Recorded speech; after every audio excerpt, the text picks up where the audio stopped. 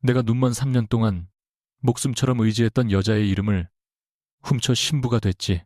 그 웨딩드레스부터 내 거짓 인생까지 오늘 이 자리에서 전부 벗겨주겠어. 3년 동안 빛을 잃은 강태겸의 곁을 지킨 여자는 어느 날 흔적도 없이 사라졌다. 그 자리를 차지한 윤채리는 훔친 일기와 목소리, 기억을 이용해 그의 구원자인 척했고 마침내 성원그룹의 신부가 되었다.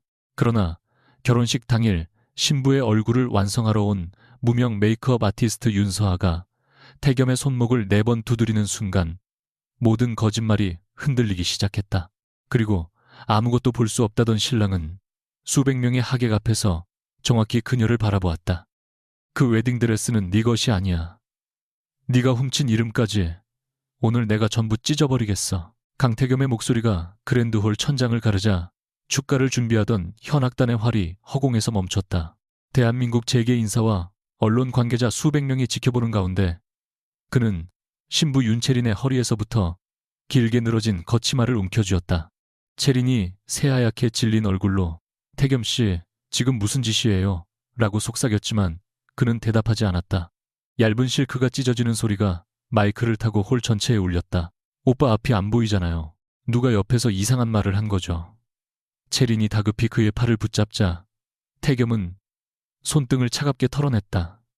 내가 못 보는 동안 네가 훔친 건 얼굴이 아니었어. 그가 낮게 말했다. 목소리도 기억도 그 여자의 3년도 전부 네 것이 아니야. 사회자가 당황해 마이크를 내리려 했고 성원그룹 비서실 직원들이 출입문을 닫았다. 태겸은 지팡이를 바닥에 버렸다. 그리고 계단 아래 검은 작업복 차림으로 굳어있는 메이크업 아티스트를 향해 한치의 망설임도 없이 걸어 내려갔다. 윤서아는 숨조차 쉬지 못했다. 6걸음 뒤 그가 그녀 앞에 멈췄다. 태겸의 시선은 흐리지 않았다. 정확하고 날카로웠다. 찾았다. 그 한마디와 함께 그는 서아를 끌어안았다. 그러나 서아는 그 품에서 따뜻함보다 먼저 배신을 느꼈다. 보이지 않는 줄 알았던 남자의 눈이 처음부터 자신을 보고 있었던 것처럼 선명했기 때문이었다. 그날 오전 8시 서아는 자신이 그 결혼식의 중심에 서게 될 거라고 상상하지 못했다. 그녀는 단지 급하게 비어버린 신부 메이크업 자리를 채우기 위해 한남동의 최고급 호텔에 불려왔다. 원래 담당자가 교통사고로 오지 못하게 됐다는 설명을 들었을 때도 이상하다고 생각하지 않았다. 행사 대행사 실장은 절대 실수하면 안 돼요. 오늘 신부는 윤채린 대표고 신랑은 성원그룹 강태겸 부회장이에요. 라며 3번이나 강조했다. 그 이름을 듣는 순간 서하의 왼손이 화장, 가방 손잡이 위에서 굳었다. 귀 뒤에 오래된 상처가 갑자기 화끈거렸다. 그녀는 오른쪽 귀에 걸린 작은 보조기기를 머리카락으로 감추며 다른 사람을 보내주세요. 라고 말했다. 하지만 실장은 이미 계약금이 입금됐고 서아를 직접 지정한 사람이 신부 측이라고 했다. 윤 대표님이 선생님 작업을 꼭 받아야겠대요. 피부 흉터를 자연스럽게 가리는 기술이 최고라고요. 서아는 그 말이 우연이 아니라는 걸 알았다. 체리는 자신이 어디서 일하는지 알고 있었다. 새해 전 서아가 강태겸의 곁에서 사라진 뒤에도 체리는 가끔 아무 의미 없는 안부를 보내며 그녀가 서울을 떠났는지 확인했다. 서아는 엘리베이터 거울에 비친 얼굴을 보았다. 눈 밑에는 밤샘 작업의 흔적이 있었고 왼쪽 귀 뒤로 이어진 흉터는 머리카락 아래 숨겨져 있었다. 한때 태겸이 손끝으로 더듬으며 당신 얼굴을 볼 수 있게 되면 제일 먼저 웃는 모습을 기억할 거예요. 라고 말했던 여자는 이제 그의 신부 얼굴을 완성하러 가고 있었다. 신부 대기실 문이 열리자 장미와 백합향 사이로 인공적인 동백향이 밀려왔다. 체리는 거울 앞에 앉아 있었다. 서하와 비슷하게 다듬은 눈매 같은 높이로 세운 콧날, 예전보다 조금 얇아진 입술까지 몇 차례의 시술을 거친 얼굴은 낯설 만큼 익숙했다. 체리는 스태프들이 모두 나가자 거울 속 서아를 향해 웃었다. 왔네. 네가 안 올까봐 걱정했어. 서아는 화장 가방을 내려놓으며 내가 담당자인 걸 알고 있었지? 라고 물었다. 당연하지. 내 결혼식인데 모르는 게 있으면 안 되잖아. 체리는 손목을 들어보였다. 가느다란 은색 팔찌에 작은 검은 돌이 달려 있었다. 태겸이 앞을 보지 못하던 시절, 서하가 그의 손목의 방향을 알려주기 위해 직접 만든 팔찌였다. 서하의 눈빛이 흔들리자 체리는 만족한 듯 손가락으로 장식을 쓸었다. 이것도 이제 내 거야. 그 사람이 그렇게 믿고 있으니까 돌려줘. 왜 네가 버리고 간 걸 내가 주운 건데. 체리는 서아가 꺼낸 은색 손잡이에 낡은 브러쉬를 보자 웃음을 멈췄다. 브러쉬 끝에는 아주 작은 동백 문양이 새겨져 있었다. 그건 아직도 갖고 있었어. 그녀의 목소리에 처음으로 날이 섰다. 서아는 대답 대신 브러쉬를 천 위에 놓았다. 체리는 다시 태어난 얼굴을 만들며 말했다. 오늘은 나를 가장 아름답게 만들어줘. 태겸 씨가 눈을 뜨는 날 처음 보는 여자가 나였으면 하니까. 서아는 퍼프를 쥔 손에 힘을 주었다. 수술이 성공해도 시력이 돌아오는데 시간이 걸린다고 들었어. 그 사람은 아직 아무것도 못 봐. 체린이 확신하듯 말했다. 그래서 더 완벽해야 해. 눈으로 보기 전부터 내 목소리와 향을 사랑했으니까. 체리는 메이크업이 시작되자 마치 오래된 추억을 꺼내듯 태겸과의 3년을 이야기했다. 비 오는 밤이면 그 사람은 천둥 소리보다 유리 깨지는 소리를 더 무서워했어. 그럴 때 내가 관자놀이를 3번 눌러줬지. 서하의 손이 잠시 멈췄다. 실제로는 2번 천천히 누른 뒤 손목을 4번 두드렸다. 심박을 따라 호흡을 맞추기 위한 순서였다. 체리는 서하가 아무 말도 하지 않자 계속했다. 차는 꼭 42도로 시켰고 약은 식사 전에 줬어. 또 틀렸다. 태겸은 위가 약해 약을 반드시 식후에 먹었고 차는 향을 느낄 수 있는 정도로만 미지근하게 만들었다. 체리는 일기의 문장만 외웠을 뿐 그 문장이 생겨난 이유는 알지 못했다. 서아는 파운데이션을 얇게 펴 바르며 그렇게 잘 아는데 왜 담당 간호사 이름은 기억하지 못해? 라고 물었다. 체린의 눈꼬리가 올라갔다. 질투에 확인하는 거야. 네가 확인할 자격이 있어. 가장 힘들 때 곁에 있다가 눈이 나을 것 같으니까 도망친 사람이. 그 말은 정확히 서하의 약한 곳을 찔렀다. 서하는 아무 설명도 남기지 않고 떠났다. 태겸의 치료비가 부족하다는 말을 듣고 위험 부담이 있는 임상시험에 참여했고 그 후유증으로 왼쪽 귀의 청력을 크게 잃었다. 하지만 그가 수술을 준비하던 날 그녀는 피가 밴 거즈와 떨리는 손을 숨긴 채 떠났다. 밝은 세상으로 돌아갈 남자에게 상처투성이인 자신은 필요 없다고 믿었다. 체리는 그 침묵을 약점으로 바꾸었다. 오늘 끝나면 다시는 나타나지 마. 그녀가 낮게 말했다. 태겸 씨가 네 얼굴을 보기 전에. 오전 11시 신랑 대기실에서 태겸은 검은 턱시도를 입은 채 창문 쪽을 향해 서 있었다. 그의 눈은 짙은 색 렌즈 뒤에 가려져 있었고 오른손에는 흰 지팡이가 들려 있었다. 비서실장 최도윤은 태블릿 화면을 확인하며 윤태석 회장 측 인사들이 모두 도착했습니다.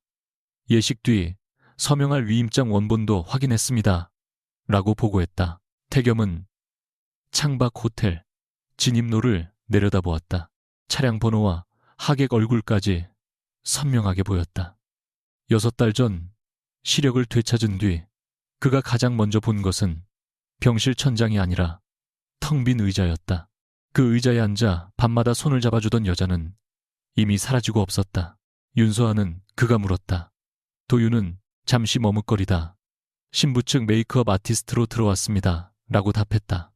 태겸의 손가락이 지팡이 손잡이를 조였다. 체린이 직접 불렀나? 그렇습니다. 예상보다 빨리 움직였습니다. 도윤은 결혼식을 취소하고 서아를 먼저 보호하자고 권했다. 그러나 태겸은 고개를 저었다. 오늘 멈추면 윤태석은 증거를 없애고 해외로 나간다. 그래도 윤서아 씨가 위험합니다. 그래서 출입문을 통제하는 거야. 태겸은 차갑게 말했지만 목소리 끝이 미세하게 흔들렸다. 그는 6달 동안 서아를 찾으면서도 그녀를 믿지 못했다. 계좌 기록과 유출된 의료 자료가 그녀를 배신자로 가리켰기 때문이다. 그럼에도 체린이 서하의 목소리를 흉내낼 때마다 그는 알 수 있었다. 비슷한 음색은 만들 수 있어도 침묵의 길이까지 훔칠 수는 없었다. 오늘 직접 확인하겠습니다. 도윤이 말했다. 태겸은 렌즈 너머로 문을 바라보며 대답했다. 아니, 내가 확인할 거야. 예식 직전 서하는 신부의 립색을 수정하기 위해 복도로 나왔다가 태겸과 마주쳤다. 정확히는 그가 비서의 부축을 받아 지나가는 길을 그녀가 막아선 셈이었다. 서하는 황급히 벽 쪽으로 물러났지만 메이크업 브러쉬 통이 바닥에 떨어졌다. 은색 브러쉬 하나가 카펫 위를 굴러 태겸의 구두 앞에 멈췄다. 그는 보이지 않는 사람처럼 지팡이를 조금 옮겼지만 구두 끝은 브러쉬를 밟지 않고 정확히 피했다. 서하는 그 작은 동작을 놓치지 않았다. 죄송합니다. 그녀가 몸을 숙이자 태겸의 얼굴이 미세하게 그녀 쪽으로 돌아왔다. 그는 누구냐고 묻지 않았다. 대신 아주 낮게 향이 강하군요. 라고 말했다. 서하는 순간 숨이 막혔다.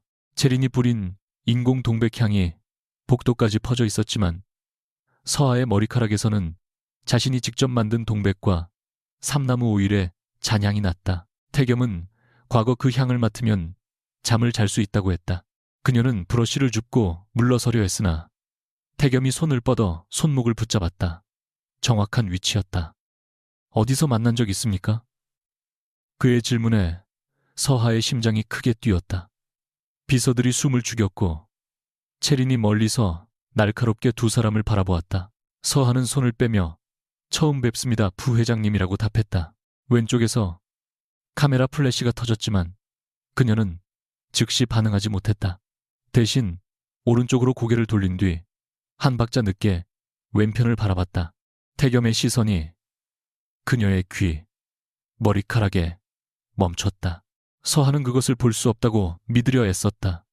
태겸은 손을 놓으며 그렇습니까? 라고 말했다. 하지만 그의 엄지에는 그녀의 맥박이 남아 있었다. 정오가 되자 그랜드홀의 문이 열렸고 체리는 거대한 베일을 끌며 입장했다. 서하는 무대 아래 대기구역에서 신부의 화장을 확인했다. 그녀가 서 있는 곳은 하객의 시선도 카메라의 중심도 닿지 않는 자리였다. 체리는 높은 단상 위에서 태겸의 팔을 잡고 웃었다. 사회자는 두 사람이 어둠 속에서 서로를 알아본 운명적인 연인이라고 소개했다. 강 부회장님이 시력을 잃고 절망했을 때 윤채린 대표가 3년 동안 한결같이 그의 곁을 지켰습니다. 박수가 쏟아졌다. 서하는 손톱이 손바닥을 파고드는 것을 느꼈다. 그 3년 동안 태겸의 약을 챙기고 악몽에서 깨어난 그의 등을 두드리고 분노로 물건을 던지는 날에도 문 밖을 떠나지 않았던 사람은 자신이었다. 그러나 체리는 마이크를 들고 서하의 문장을 그대로 말했다. 태겸 씨, 세상이 다시 보이지 않아도 괜찮아요. 제가 당신의 눈이 되어드릴게요. 서하는 눈을 감았다. 그 말은 수술을 포기하려던 태겸에게 자신이 했던 말이었다. 다만 마지막 문장은 달랐다. 서하는 그때 대신 언젠가 눈을 뜨게 되면 저를 찾지 않아도 돼요. 라고 말했다. 사랑해서 곁에 있었지만 사랑받을 자격까지 요구할 수 없다고 생각했기 때문이다. 무대 위 태겸은 체린의 손을 잡고 있었지만 손가락에 힘이 없었다. 그의 얼굴은 무표정했다. 서하는 그 표정을 과거에도 본 적이 있었다. 누군가의 거짓말을 듣고도 바로 드러내지 않을 때의 얼굴이었다. 서약이 끝나기 직전 홀 뒤편에서 갑자기 금속 장식물이 떨어졌다. 날카로운 충격음과 함께 유리잔 여러 개가 깨졌고 조명이 한순간 꺼졌다 켜졌다. 하객들이 비명을 질렀다. 태겸의 어깨가 굳고 호흡이 거칠어졌다. 그것이 연기인지 실제 반응인지 누구도 구분하지 못했다. 체리는 당황해 그의 관자놀이를 3번 빠르게 눌렀다. 태겸 씨, 괜찮아요. 나 여기 있어요. 그러나 태겸은 그녀의 손을 쳐냈다. 심장이 빨라지고 손끝이 떨렸다. 체리는 일기에서 읽은 대로 하나 둘 셋 숨 쉬어요라고 말했지만 박자가 엉망이었다. 서하는 생각할 틈도 없이 단상으로 달려갔다. 경호원이 막으려 했으나 태겸이 낮게 보내 라고 말했다. 서아는 그의 앞에 무릎을 꿇고 오른손으로 관자놀이를 2번 천천히 눌렀다. 그리고 왼손으로 그의 손목을 4번 두드렸다. 2번은 짧게, 1번은 길게, 마지막 1번은 심장 박자에 맞춰 부드럽게. 제 목소리만 들으세요. 들이마시고 멈추고 천천히 내쉬어요. 그녀는 무심코 예전의 낮은 말투를 사용했다. 태겸의 호흡이 서서히 안정됐다. 그 순간 서하의 보조기기에서 아주 미세한 전자음이 새어나왔다. 태겸의 눈동자가 흔들렸다. 그는 손을 들어 그녀의 머리카락 가까이 가져갔다. 동백과 삼나무 향이 체온에 데워져 퍼졌다. 서하야. 그 이름이 그의 입술에서 새어나왔다. 체리는 새파랗게 질려 아니에요. 그 여자는 서하가 아니에요. 그냥 제가 고용한 사람이에요. 라고 소리쳤다. 서하는 몸을 일으키려 했지만 태겸이 손목을 놓지 않았다. 그 4번을 어떻게 알아? 체린에게 던진 그의 질문은 얼음처럼 차가웠다. 체리는 곧바로 웃음을 만들었다. 내가 가르쳐줬잖아요. 사고 뒤에 당신이 진정하도록 늘 그렇게 했어요. 태겸은 고개를 들었다. 넌 한 번도 제대로 한 적 없어. 호란이 조용해졌다. 체린이 입술을 떨며 무슨 뜻이에요? 라고 묻자 태겸은 천천히 짙은 렌즈를 벗었다. 빛을 피하는 흐린 눈이 아니었다. 그의 시선은 정확히 체린의 얼굴을 훑고 훔친 팔찌와 베일서화를 닮도록 바꾼 눈매에 차례로 머물렀다. 뜻을 몰라서 묻나 그는 지팡이를 놓고 혼자 일어섰다. 한 걸음도 더듬지 않았다. 하객석에서 웅성거림이 폭발했고 카메라 셔터가 연달아 터졌다. 체리는 뒤로 물러서며 언제부터였어요? 라고 속삭였다. 태겸은 대답 대신 그녀의 허리에 덧댄 긴 거치마를 움켜쥐었다. 그 웨딩드레스는 네 것이 아니야. 네가 훔친 이름까지 오늘 내가 전부 찢어버리겠어. 실크가 갈라지며 체린의 화려한 장식이 바닥에 쏟아졌다. 그는 그녀의 몸을 드러내려는 것이 아니라 그 위에 겹쳐 입힌 왕관 같은 외피를 뜯어냈다. 거짓 신부라는 상징을 수백 대의 카메라 앞에서 벗겨낸 것이다. 체린이 그의 팔을 붙잡으며 이 결혼을 망치면 성원그룹도 끝나요. 아버지가 가진 자료가 뭔지 알잖아요. 라고 이를 악물었다. 태겸은 그녀의 손을 떼어내며 말했다. 그래서 오늘 여기까지 오게 둔 거야. 출입문이 동시에 잠겼고 비서실 직원들이 서명대 위에 서류를 회수했다. 체린의 아버지 윤태석이 자리에서 벌떡 일어났지만 경호원들이 길을 막았다. 결혼식은 사랑의 맹세가 아니라 누군가를 잡기 위한 덫이었다. 태겸은 계단을 내려와 서아 앞에 멈췄다. 이제 그는 그녀의 얼굴을 처음부터 끝까지 바라볼 수 있었다. 피곤한 눈, 억지로 담은 입술, 머리카락 아래 감춰진 상처, 새해 동안 꿈속에서 그려온 것보다 훨씬 야윈 얼굴까지 모두 보였다. 찾았다. 그가 그녀를 안았을 때 서하의 몸은 돌처럼 굳었다. 태겸은 그녀가 울 것이라고 생각했지만 서하는 2 손으로 그의 가슴을 밀어냈다. 놓으세요. 서하야. 언제부터 봤어요? 그녀의 목소리는 떨렸지만 분명했다. 태겸이 대답하지 못하자 서하는 다시 물었다. 내가 저 여자 얼굴에 화장하는 것도 봤어요. 내 말을 훔쳐 서약하는 것도, 내가 여기서 숨도 못 쉬는 것도 전부 보고 있었어요. 태겸의 턱이 굳었다. 설명할게. 몇 달이나요? 6달. 짧은 대답이 떨어지는 순간 서하의 얼굴에서 마지막 온기가 사라졌다. 6달이면 충분했다. 그녀를 찾고 진실을 묻고 적어도 이런 자리에서 조롱당하지 않게 막을 수 있는 시간이었다. 태겸은 그녀의 손을 다시 잡으려 했지만 서하는 뒤로 물러났다. 당신은 나를 찾은 게 아니에요. 그녀는 홀 안에 닫힌 문과 체린 경호원 카메라를 차례로 바라보았다. 당신은 나까지 이 덫 안에 넣은 거예요. 그때 체린이 찢어진 치맛자락 사이에서 비명을 질렀다. 윤서아가 당신 치료 기록을 팔았어요. 그 여자가 돈 받고 사라진 증거가 나한테 있어요. 하객들의 시선이 다시 서하에게 꽂혔다. 태겸의 눈동자가 차갑게 흔들렸다. 서하는 그 미세한 의심을 보았다.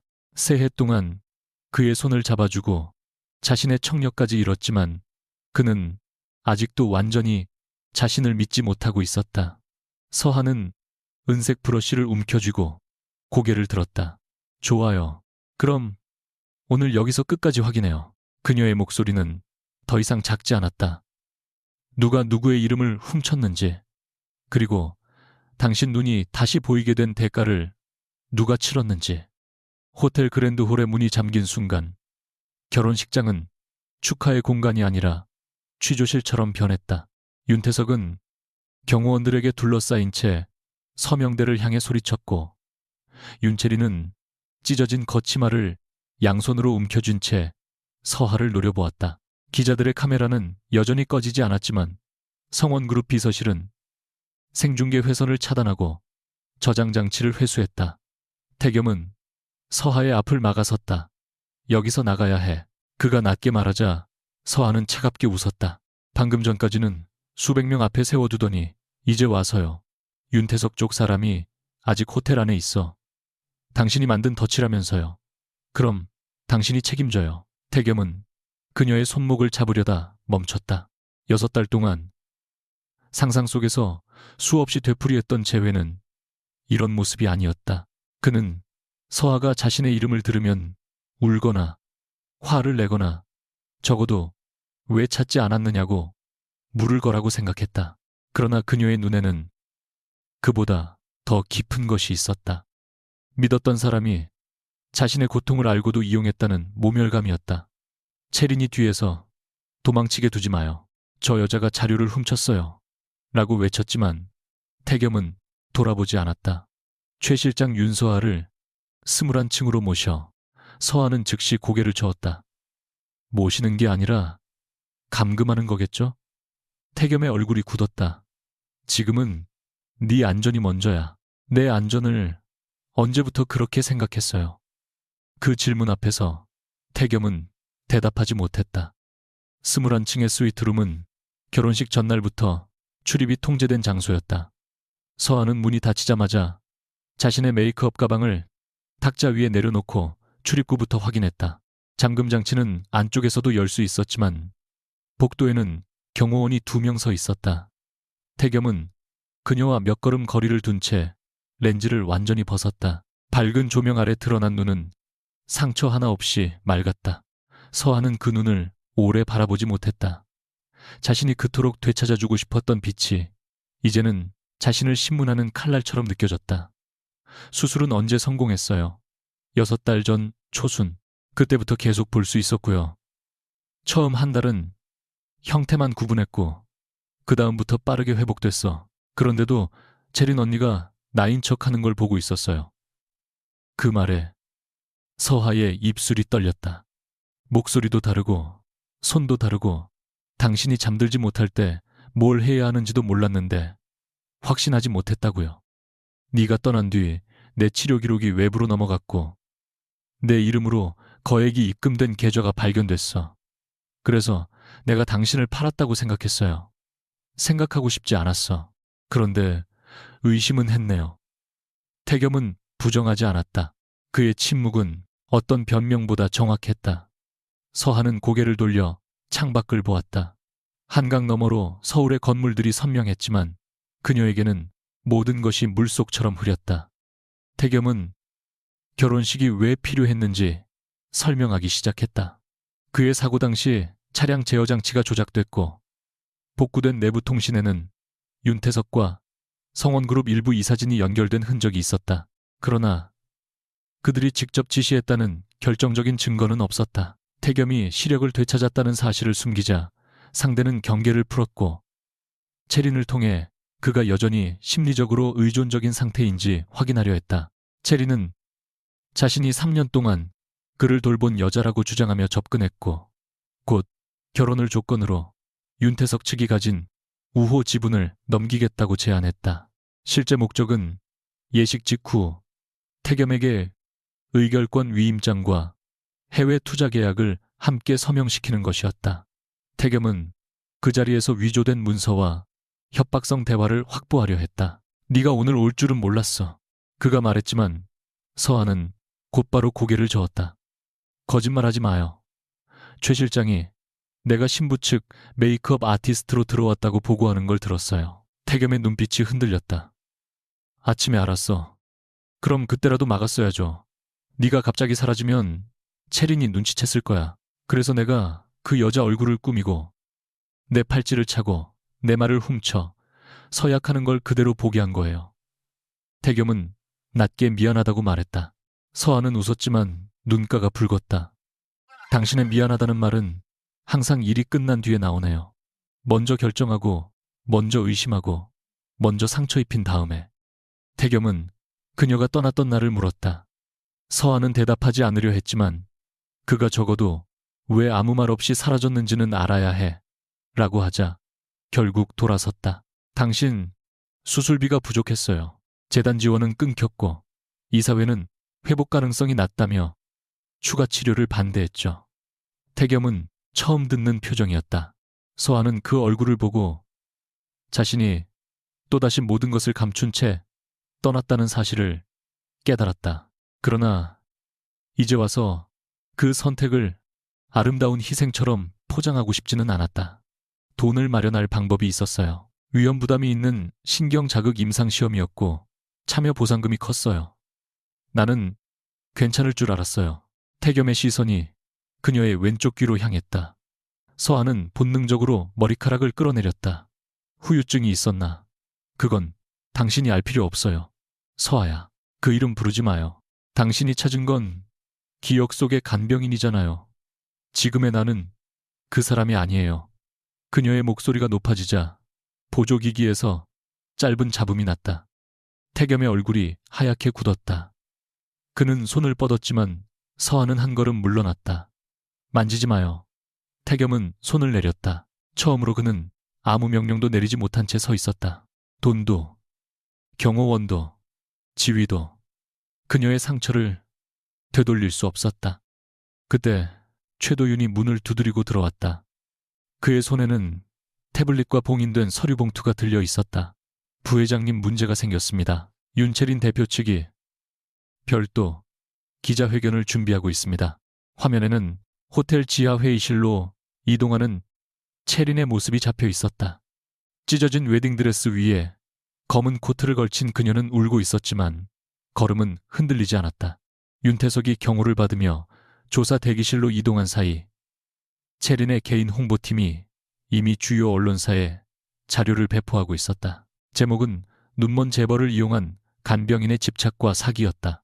서하의 이름, 과거 주소, 임상시험, 참여.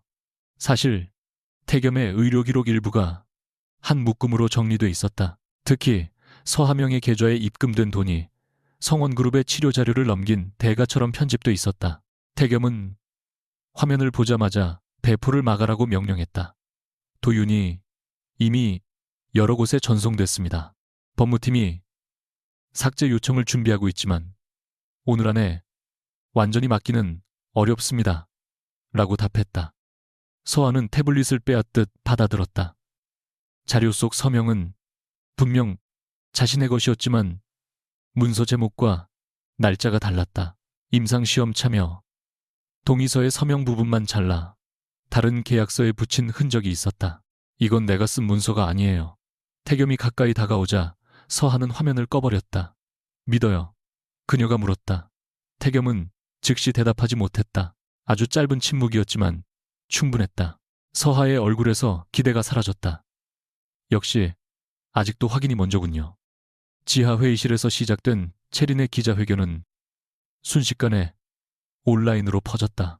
그녀는 눈물을 닦으며 서하가 과거 태겸의 상태를 이용해 돈을 요구했고 자신이 이를 막자 갑자기 사라졌다고 주장했다. 저는 서하를 가족처럼 생각했습니다. 하지만 그 아이는 강 부회장님의 외로움을 이용했어요. 치료 기록을 빼돌리고 나중에는 자신이 진짜 연인이라고 협박했습니다. 기자가 팔찌와 일기에 대해 묻자 채린은 떨리는 목소리로 그것들이 모두 자신과 태겸의 추억이며 서아가 집에서 훔쳐본 것이라고 말했다. 더 충격적인 것은 그녀가 서하의 임상시험, 후유증까지 이용했다는 점이었다. 청력 손상은 강 부회장님 때문이 아닙니다. 원래 가지고 있던 질환을 치료하려다 생긴 문제예요. 그런데 서한은 그 사실까지 사랑의 희생처럼 꾸몄습니다. 서한은 영상을 끝까지 보지 못하고 화면을 내려놓았다. 태겸은 즉시 기자회견을 중단시키겠다고 했지만 그녀는 고개를 저었다. 지금 막으면 사람들은 당신이 나를 감싸려고 권력으로 입을 막는다고 생각할 거예요. 그럼 내가 직접 사실을 밝히겠다. 당신이 뭘 알아요? 내가 왜 그 시험에 들어갔는지, 누가 서류를 바꿨는지, 채린 언니가 언제부터 내 일기를 가지고 있었는지 아무것도 모르잖아요. 태겸은 그래서 같이 확인하자는 거야. 라고 말했다. 서한은 그 말을 듣고 한참 침묵했다. 과거였다면 그녀는 그의 손을 잡았을 것이다. 그러나 이제는 그와 함께하는 순간 또다시 자신의 판단을 넘겨주게 될 것 같았다. 태겸은 탁자 위에 작은 검은 열쇠를 놓았다. 그것은 한남동 저택 지하 보관실의 열쇠였다. 네가 쓰던 방은 그대로 두었다. 네. 물건 중 일부가 없어졌다는 걸 나중에 알았어. 일기와 녹음기 치료 일정표도 사라졌고 채린이 가진 자료와 일치했다. 서한은 열쇠를 바라보았다. 내 방을 왜 그대로 뒀어요? 돌아올 거라고 생각했으니까. 그러면서 나를 의심했고요. 태겸의 손가락이 천천히 굽어졌다. 둘 다 사실이야. 그의 솔직함은 늦었고 잔인했다. 그는 서아가 자신을 배신했을 가능성을 조사하면서도 매일 밤 빈 방을 열어보았다고 말했다.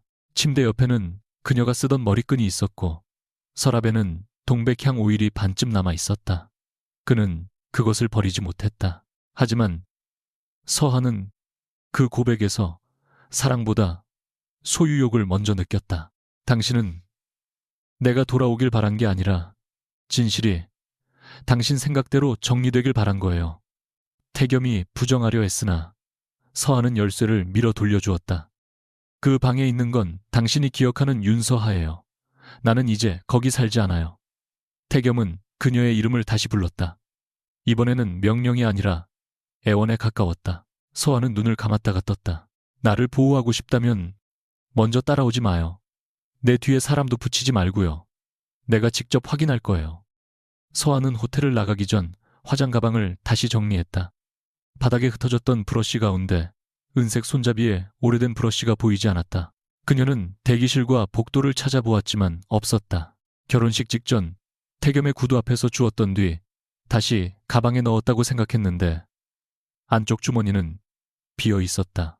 서한은 곧 채린이 신부 대기실에서 브러쉬를 보며 보였던 표정을 떠올렸다. 단순한 질투가 아니었다. 두려움이었다. 그녀는 호텔 보안팀에 복도 영상을 요청했지만 신부 측 직원 한 명이 서하의 가방 주변을 서성이는 장면 뒤로 영상이 갑자기 끊겨 있었다. 도윤은 성원그룹이 직접 복구하겠다고 했으나 서하는 거절했다. 대신 자신이 오래전 브러쉬를 수리 맡겼던 성수동 공방의 명함을 꺼냈다. 그곳의 장인은 손잡이에 새겨진 동백 문양을 보자마자 오래된 명성그룹 창업주 가문의 주문품이라고 말한 적이 있었다. 당시 서한은 대수롭지 않게 넘겼지만 채린이 그것을 없애려 한다면 이유가 있을 터였다. 태겸은 복도 끝에서 그녀를 바라보고 있었다. 혼자 가지 마. 서한은 엘리베이터 버튼을 누르며 대답했다. 당신과 함께 있으면 또 누군가의 계획 안으로 들어가게 돼요. 적어도 경호는 받아. 싫어요. 문이 열리자 그녀는 안으로 들어갔다. 태겸이 손을 뻗었지만 문은 둘 사이에서 닫혔다. 호텔 지하 주차장에는 이미 기자들이 몰려 있었다. 서한은 직원 통로를 이용해 빠져나온 뒤 모자를 깊게 눌러쓰고 택시에 올랐다. 휴대전화에는 모르는 번호의 전화와 악성 메시지가 끊임없이 들어왔다. 태겸을 속인 사기꾼 재벌가, 결혼식을 망친 스토커 청력 손상까지 팔아먹는 여자라는 말들이 화면을 채웠다. 서한은 전원을 끄려다 한 통의 문자에서 손을 멈췄다. 발신자는 표시되지 않았고 내용은 짧았다. 은색 브러쉬를 찾고 싶으면 명성 화장품 옛 연구소로 오라는 문장이었다. 그 아래에는 15년 전 폐쇄된 연구소 주소가 적혀 있었다. 그녀는 오래전 자신을 키운 어머니가 술에 취할 때마다 했던 말을 떠올렸다. 너는 좋은 집에서 버려진 아이가 아니라 누군가 반드시 숨겨야 했던 아이라는 말이었다. 그때는 분풀이에 불과하다고 생각했지만 체린이 브러쉬를 없애려 한 이유와 낯선 문자가 같은 방향을 가리키고 있었다. 서한은 두려웠다. 그래도 이번에는 두려움을 이유로 진실 앞에서 사라지지 않기로 했다. 메시지 끝에 찍힌 작은 동백 문양은 브러쉬 손잡이에 새겨진 것과 완전히 같았다. 택시는 성수동 방향으로 달리고 있었지만 서한은 기사에게 목적지를 바꿔달라고 말했다. 그 시각 호텔에서는 태겸이 보안 영상을 돌려보며 같은 문양이 찍힌 봉투를 발견하고 있었다. 도윤은 윤서아 씨에게 연락해야 합니다. 라고 했지만 태겸은 휴대전화를 든 채 멈췄다. 따라오지 말라는 그녀의 말을 지킬 것인가? 또다시 자신의 판단으로 움직일 것인가? 결국 그는 전화를 걸지 않았다. 대신 차키를 집어들었다. 그는 약속을 지키는 법보다 사람을 잃지 않는 법을 먼저 배운 남자였다. 그리고 그 잘못된 선택이 다시 한번 서하를 가장 위험한 장소로 몰아넣고 있었다. 폐쇄된 명성 화장품, 옛 연구소는 성수동 끝자락 새로 들어선 복합문화 공간들 사이에서 혼자 시간을 멈춘 듯 서 있었다. 택시에서 내린 서하는 휴대전화 화면에 적힌 주소와 녹슨 명패를 번갈아 확인했다. 건물 외벽의 동백 문양은 은색 브러쉬 손잡이에 새겨진 것과 같았지만 입구 유리는 먼지로 흐려져 있었고 안쪽에는 사람의 기척이 없었다. 그녀는 익명의 번호로 전화를 걸었으나 연결음조차 울리지 않았다. 대신 현관 손잡이 아래에 작은 흰 봉투가 끼워져 있었다. 봉투 안에는 오래된 보관함 열쇠와 짧은 메모가 들어 있었다. 내 것이 사라지기 전에 직접 확인해. 서하는 심장이 빠르게 뛰는 것을 느끼면서도 문을 열었다. 따라오지 말라는 자신의 말을 태겸이 지켰는지 확인하고 싶은 마음에 몇 번이나 뒤를 돌아봤지만 골목에는 검은 세단도 경호원도 보이지 않았다. 연구소 내부에는 폐기된 진열장과 색이 바랜 원료 표본들이 남아 있었다. 비상등을 켜자 복도 끝에 지하 보관실 표시가 희미하게 드러났다. 그녀는 계단을 내려가며 오른쪽 귀에 신경을 집중했다. 왼쪽에서는 배관이 울리는 소리조차 잘 들리지 않았다. 그 사실을 인정할 때마다 새해 전 임상시험실의 차가운 침대와 피 묻은 거지가 떠올랐다. 그러나 이번에는 돌아서지 않았다. 자신이 침묵한 자리를 누군가의 거짓말이 채웠다면 그 침묵부터 끝내야 했다. 지하 보관실에는 번호가 지워진 철제 서랍들이 줄지어 있었다. 메모와 함께 온 열쇠는 가장 안쪽의 보관함에 맞았다. 문을 열자 낡은 천에 쌓인 브러쉬 상자와 오래된 연구일지 한 권, 그리고 어린아이를 안고 있는 젊은 여자의 사진이 나왔다. 사진 속 여자는 명성그룹 창업주 기념관에서 본 적 있는 얼굴과 닮아 있었다. 서하는 상자 뚜껑 안쪽에서 한서윤의 딸에게라는 흐릿한 글씨를 발견했다. 자신의 이름과 같은 서자가 들어간 문장을 보는 순간 손끝이 차가워졌다. 바로 그때 복도 위쪽에서 철문이 닫히는 소리가 났다. 서하는 고개를 들었지만 왼쪽에서 난 소리인지 오른쪽에서 난 소리인지 판단하지 못했다. 몇 초 뒤 비상등이 꺼지고 환기장치가 멈췄다. 누군가 외부 전원을 차단한 것이다. 그녀가 휴대전화 불빛을 켜는 순간 뒤쪽 선반이 흔들렸다. 오래된 금속 상자가 쏟아지려는 찰나 한 손이 그녀의 어깨를 끌어당겼다. 태겸이었다. 선반 모서리가 그의 팔을 스치고 바닥에 부딪혔다. 서하는 놀라 그의 얼굴을 바라보다 곧 손을 뿌리쳤다. 따라오지 말라고 했잖아요. 아이가. 태겸은 아픈 팔을 감추며 누군가 네 휴대전화 위치를 복제해서 이 주소를 비서실 서버에 흘렸어. 네가 오도록 만든 뒤 내가 뒤따라오게 하려는 의도였을 수도 있어. 라고 말했다. 그래도 선택은 또 당신이 했네요. 이번에는 네가 위험한 걸 알면서도 가만히 있을 수 없었어. 서하는 냉정하게 되물었다. 나를 지키려는 거예요. 아니면 내가 발견할 증거를 먼저 보려는 거예요. 태겸은 즉시 대답하지 못했다. 어둠 속에서 그의 침묵은 너무 익숙했다. 서하는 상자와 사진을 가방에 넣고 비상 출구를 찾았다. 태겸이 휴대전화 불빛으로 길을 비췄지만 그녀는 그의 손을 잡지 않았다. 건물 밖으로 나온 뒤 태겸은 주변 차량의 블랙박스와 연구소 전력 기록을 확보하라고 지시했다. 서하는 그가 통화하는 동안 사진 뒷면을 살폈다. 서윤이 돌아오지 못하면 이 아이만은 지켜주세요라는 문장이 날짜와 함께 적혀 있었다. 날짜는 서하가 가족에게 입양됐다고 들은 시기와 일치했다. 태겸이 통화를 끝내자 그녀는 사진을 보여주지 않고 가방에 넣었다. 호텔에서 사라진 브러쉬가 왜 여기 있었는지부터 확인해야 해요. 태겸은 체린이 가져와 숨겼을 가능성이 높아 라고 말했다. 가능성 말고 증거가 필요해요. 당신이 나한테 그랬던 것처럼. 그녀의 말에 태겸의 표정이 굳었다. 서하는 곧바로 임상시험을 관리했던 의료연구지원센터로 향했다. 태겸이 동행하겠다고 했지만 그녀는 거절했고 결국 그는 차 안에서 기다리기로 했다. 참가자 본인 확인을 마친 서하는 자신의 원본 기록 열람을 정식으로 신청했다. 담당자는 오래된 자료라 시간이 필요하다고 했으나 서하는 휴대전화에 저장해둔 참가 번호와 입금 명세를 제시했다. 2시간 뒤 보안 서버에서 복구된 전자동의서가 화면에 나타났다. 그녀가 기억하는 문서였다. 시험 목적과 위험보상금 지급 조건이 적혀 있었고 강태겸의 이름이나 의료기록 제공 조항은 어디에도 없었다. 반면 언론에 배포된 문서는 제목과 본문이 완전히 달랐고 서명 부분만 같은 위치에 붙어 있었다. 문서 생성 시각도 서하가 시험실에 들어간 뒤였다. 담당자는 접근 기록을 확인하다 얼굴이 굳었다. 시험 종료 석 달 후 윤채린이 서하의 가족 대리인이라는 위임장을 제출해 사본을 발급받은 기록이 남아 있었기 때문이다. 서하는 위임장 화면을 확대했다. 서명은 자신의 것이 아니었고 주민등록증 사본의 사진도 오래전 가족 앨범에서 잘라낸 것이었다. 담당자는 원본 자료와 접속 기록을 외부에 제공하려면 공식 절차가 필요하다고 설명했다. 서하는 서둘러 달라고 소리치지 않았다.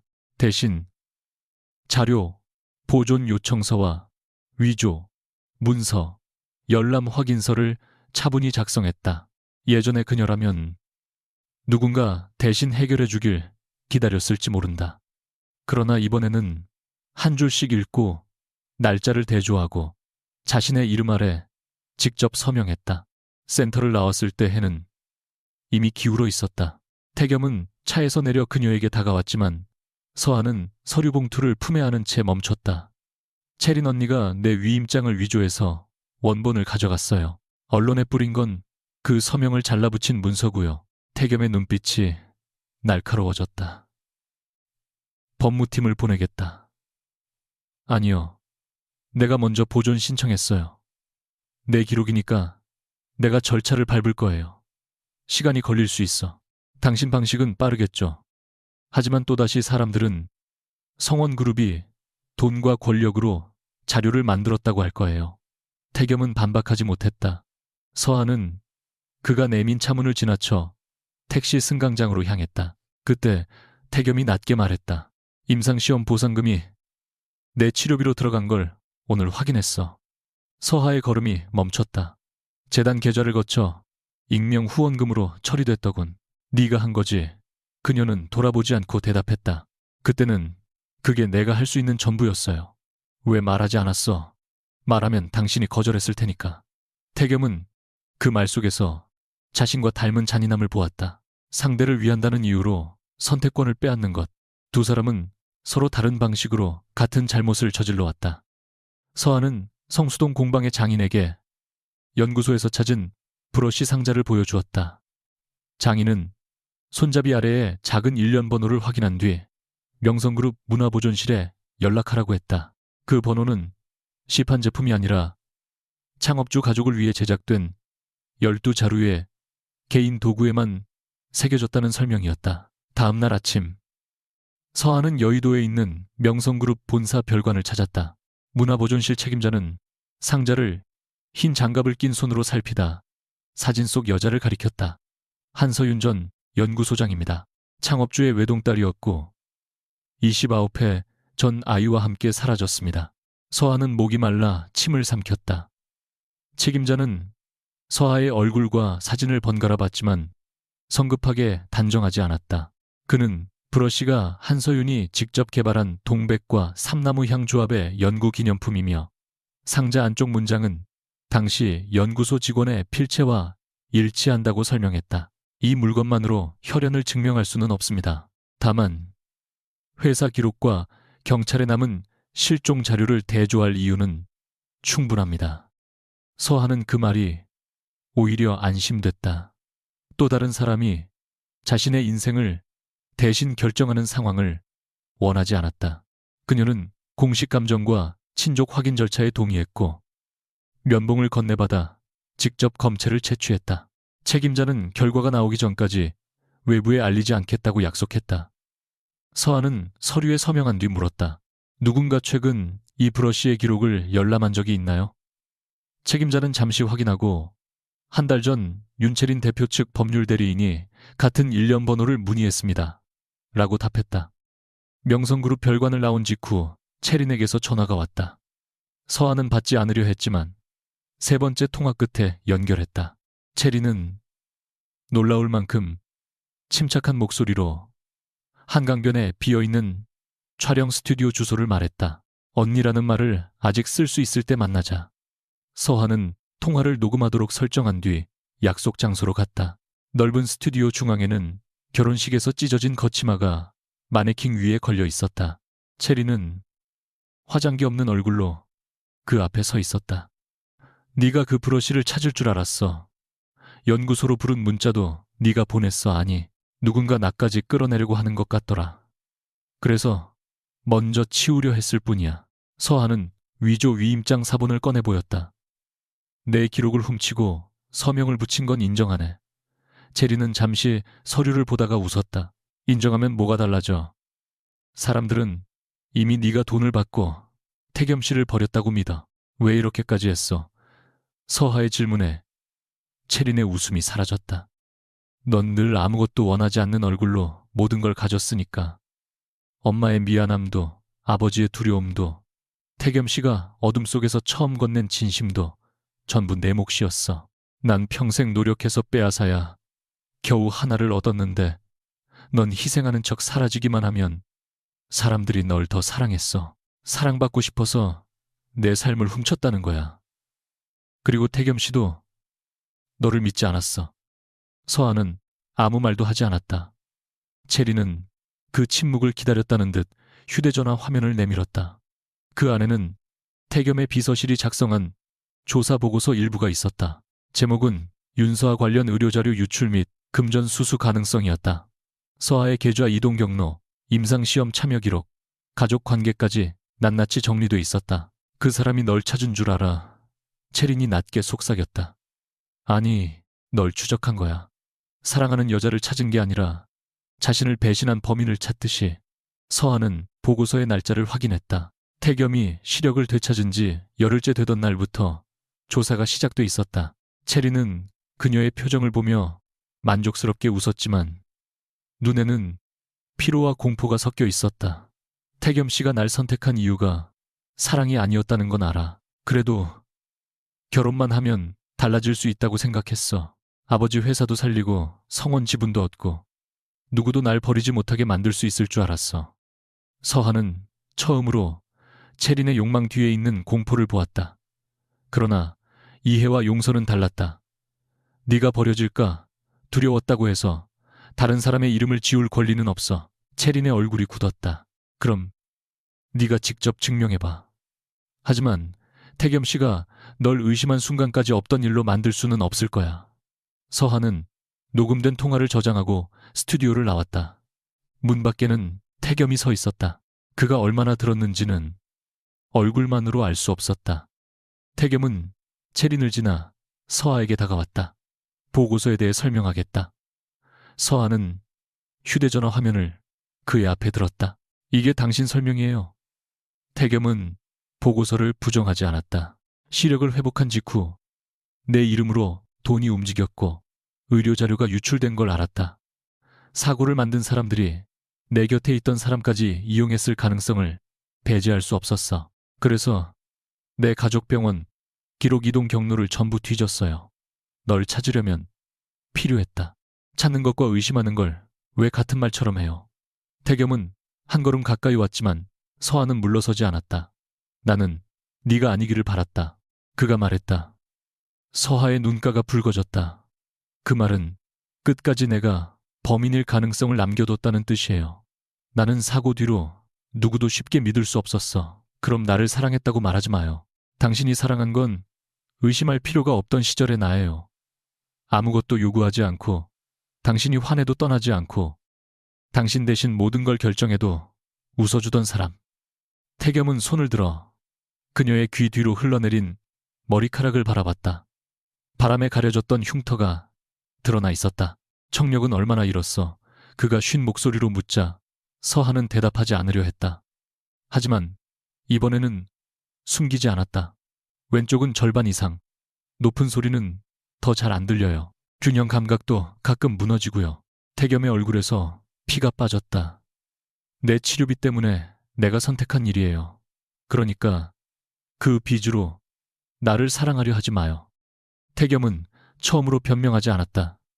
그는 자신이 결혼식을 이용했고 서하를 조사했고 체린의 거짓말을 확인하면서도 완전히 믿지 못했다는 사실을 그대로 인정했다.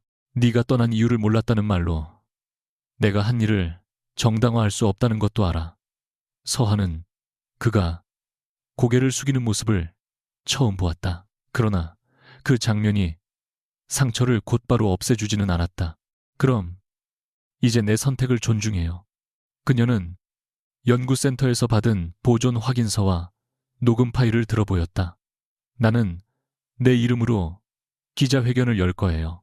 당신 뒤에 서지 않고 명성그룹의 이름도 결과가 나오기 전에는 쓰지 않을 거예요. 내가 모은 자료로 내가 말할 거예요. 태겸은 위험하다며 반대하려다 입을 다물었다. 그의 본능은 그녀를 안전한 곳에 가두고 모든 질문을 대신 처리하라고 명령하고 있었다. 그러나 바로 그 본능이 두 사람을 여기까지 몰고 왔다. 긴 침묵 끝에 그는 필요한 게 있으면 말해라고 했다. 서하는 고개를 저었다. 필요하면 내가 결정해서 요청할게요. 그녀는 그를 지나 걸어갔다. 몇 걸음 뒤 태겸이 불렀지만 서하는 돌아보지 않았다. 그날 밤 서하는 작은 원룸 책상 위에 3년 동안 사용했던 메이크업 작업 기록을 펼쳤다. 색상 번호 옆에 적은 짧은 메모들은 태겸의 약 복용 시간, 수면 상태 통증 반응을 숨겨 기록한 것이었다. 체린이 훔친 일기보다 더 정확한 원본이 자신의 손에 남아 있었다. 서하는 모든 페이지를 촬영해 보존 장치에 저장한 뒤 공개 입장문에 첫 문장을 썼다. 나는 누구의 은인으로 기억되기 위해 침묵한 것이 아닙니다. 그러나 내 침묵을 이용해 다른 사람이 진실을 훔치게 두지도 않겠습니다. 원공. 그러나 내 침묵을 훔치게 두지도 않겠습니다. 새벽 2시 체리는 아버지 윤태석의 비밀 사무실에 앉아 서하가 발표를 준비하고 있다는 보고를 받았다. 윤태석은 화가 난 채 탁자를 내리쳤지만 체리는 찢어진 웨딩드레스 조각을 손가락에 감고 조용히 말했다. 서하가 원본 의료 기록을 보존 신청했고 명성 쪽에도 검체를 냈어요. 윤태석의 얼굴이 굳었다. 그 결과가 나오면 네가 가진 명성 지분 약속도 끝이야. 체리는 아버지가 자신보다 지분을 먼저 걱정한다는 사실에 잠시 눈을 감았다. 그녀는 평생 버려지지 않기 위해 그의 계획을 따랐지만 패배하는 순간 가장 먼저 버릴 사람도 아버지라는 걸 이제 알고 있었다. 아직 끝난 건 아니에요. 체리는 서하의 작업 기록이 한남동 저택 지하 보관실에도 일부 남아있다는 사실을 떠올렸다. 태겸이 결혼식 날 내놓았던 검은 열쇠, 그리고 그 방에 설치된 오래된 개인 서버, 그 안에는 서하의 목소리와 자신이 연습하던 녹음이 함께 남아있을 가능성이 있었다. 윤태석이 오늘 밤 안에 없애 라고 명령하자 체리는 천천히 고개를 들었다. 이번에는 아버지를 위해서가 아니었다. 그 서버가 드러나면 자신은 모든 것을 잃는다. 반대로 먼저 손에 넣는다면 아버지와 태겸 모두를 협박할 마지막 카드가 될 수 있었다. 같은 시각 서아의 휴대전화에는 명성그룹 문화보존실에서 보낸 메시지가 도착했다. 긴급 대조 결과 그녀의 검체와 창업주 가족, 보관 검체 사이에 확인이 필요한 높은 연관성이 발견됐다는 내용이었다. 최종 결과는 아직 나오지 않았지만 서하는 화면을 오래 바라보다 휴대전화를 내려놓았다. 이제 그녀가 되찾아야 할 것은 한 남자의 사랑만이 아니었다. 누군가 빼앗고 감춰온 자신의 이름 전체였다. 사흘 뒤 성원그룹은 중단됐던 결혼식 후속 서명 절차를 다시 진행하겠다고 발표했다. 장소는 예식장이 아니라 여의도 본사 최상층 회의실이었고 참석자는 강태겸과 윤태석 측 이사진, 양측 법무 담당자, 지정된 언론사 몇 곳으로 제한됐다. 발표문에는 주가 불안을 막기 위한 긴급 지배구조 협의라고 적혀 있었지만 실제로는 결혼식 날 완성되지 못한 덫의 마지막 단계였다. 윤태석은 태겸이 공개 스캔들로 궁지에 몰려 결국 협상에 응했다고 판단했다. 그가 요구한 조건은 명확했다. 태겸이 윤서하와의 관계를 부정하고 윤채린을 성원재단 이사로 선임하며 일부 의결권을 공동관리 명목으로 넘기는 것이었다. 태겸은 조건을 받아들이는 척했다. 다만 이번에는 서아에게 계획을 숨기지 않았다. 그는 작은 회의실에서 모든 문서와 위험 요소를 먼저 보여주며 말했다. 네가 원하지 않으면 여기서 멈춘다. 네, 이름을 미끼로 쓰지 않겠다. 서아는 서류를 끝까지 읽고 나서야 고개를 들었다. 참석할게요. 대신 조건이 있어요. 내가 말할 순서를 당신이 정하지 말 것. 내 자료는 내 동의 없이 공개하지 말 것. 그리고 결과가 불리해도 나를 끌고 나가지 말 것. 태겸은 한동안 그녀를 바라보다 약속하겠다고 대답했다. 서하는 그의 말을 곧바로 믿지 않았다. 그래서 약속 내용을 문서에 적고 두 사람 모두 서명했다. 태겸은 씁쓸하게 웃었지만 거부하지 않았다. 신뢰가 사라진 자리에서는 감정이 아니라 경계부터 다시 세워야 한다는 것을 처음 배우고 있었다. 회의 당일 오전 체리는 한남동 저택 지하 보관실에 먼저 들어갔다. 결혼식 날 태겸이 서하에게 내밀었던 검은 열쇠와 같은 예비 열쇠를 그녀는 오래전 복제해 두었다. 방 안에는 서하가 사용하던 옷과 노트 향오일, 낡은 녹음기 태겸의 재활 일정표가 그대로 남아 있었다. 체리는 개인 서버를 켜고 파일 목록을 훑었다. 자신의 이름이 붙은 음성 폴더가 수십 개 보였다. 그 안에는 서하의 말투를 흉내내기 위해 연습했던 녹음과 태겸의 수면 중 중얼거림을 분석한 메모가 저장돼 있었다. 체리는 급히 파일을 삭제하려 했지만 화면에 접근 제한 문구가 떴다. 이미 누군가 원본을 복제한 뒤 서버를 읽기 전용으로 바꿔놓은 것이다. 뒤에서 불이 켜졌다.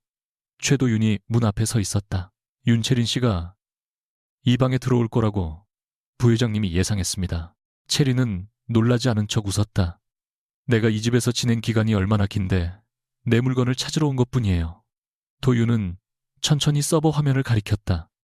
본인 물건이라면 왜 윤서아 씨의 목소리를 수백 번 따라한 기록이 있습니까? 체린의 얼굴에서 웃음이 사라졌다. 그녀는 USB를 뽑아 달아나려 했지만 문 밖에는 보안 직원들이 기다리고 있었다. 도윤은 그녀를 붙잡지 않았다. 대신 회의실로 가겠다면 출입을 막지 않겠다고 말했다. 오늘 모든 당사자가 한자리에서 확인할 겁니다. 체리는 잠시 망설이다 USB를 움켜쥐었다. 자신에게 남은 마지막 기회는 도망이 아니라 누가 더 큰 비밀을 가지고 있는지 겨루는 것이라고 믿었다. 오후 2시 윤태석은 여유로운 표정으로 회의실에 들어왔다. 그의 뒤에는 체린과 우호 이사 3명이 따랐다. 태겸은 긴 테이블 끝에 앉아 있었고 서하는 변호인도 수행원도 없이 반대편 의자에 앉았다. 기자들이 그녀를 향해 카메라를 들자 윤태석은 비웃듯 말했다. 사적인 감정 문제를 회사 협상에 끌고 들어오다니 강 부회장답지 않군. 태겸은 감정 없는 얼굴로 서명할 문서를 펼쳤다. 윤 회장이 요구한 대로 하겠습니다. 다만 한 가지 확인 절차가 먼저입니다. 체리는 그 말을 듣자 곧바로 태겸의 곁으로 다가가 그의 손등을 덮었다. 이제 그만해요. 우리가 함께한 3년을 또 의심하려는 거예요. 그녀는 기자들을 의식해 부드러운 목소리를 냈다. 당신이 악몽에 시달릴 때 내가 어떻게 재웠는지 기억하잖아요. 따뜻한 차를 준비하고 관자놀이를 3번 눌러주고 손목을 3번 두드렸어요. 서한은 조용히 그녀를 바라봤다. 태겸은 손을 빼지 않은 채 물었다. 차는 몇 도였지? 42도요. 약은 언제 줬고 식사 전에. 내가 유리 깨지는 소리를 들으면 어느 쪽 손부터 떨렸지. 체린의 눈동자가 흔들렸다. 오른손이요. 태겸은 그녀의 손을 천천히 밀어냈다. 전부 틀렸어. 회의실 화면에 서하의 작업 기록이 나타났다. 화장품 색상 번호처럼 보이는 기호 옆에 날짜와 약 복용 시간, 체온 수면 시간, 공황 반응이 정리돼 있었다. 서하는 마이크를 켜며 말했다. 저 기록은 당시 강태겸 씨의 사생활을 보호하기 위해 메이크업 작업표 형식으로 바꿔 적은 것입니다. 파란색 3번은 식후 약 회색, 1번은 수면 2시간 이하 동백색 4번은 공황 반응을 의미합니다. 윤태석은 코웃음을 쳤다. 본인이 만든 기록으로 본인을 증명한다는 건가? 서한은 준비해온 자료를 한 장씩 화면에 띄웠다. 기록에 적힌 날짜는 약국의 배송 내역과 재활 일정 병원 출입 기록과 일치했다. 일부 페이지에는 태겸이 촉각으로 구분할 수 있도록 붙여둔 작은 천조각이 남아 있었고 그 서류는 당시 한남동 저택의 침구와 같은 것이었다. 더 중요한 것은 체린이 훔친 일기에는 기록되지 않은 실수들이었다.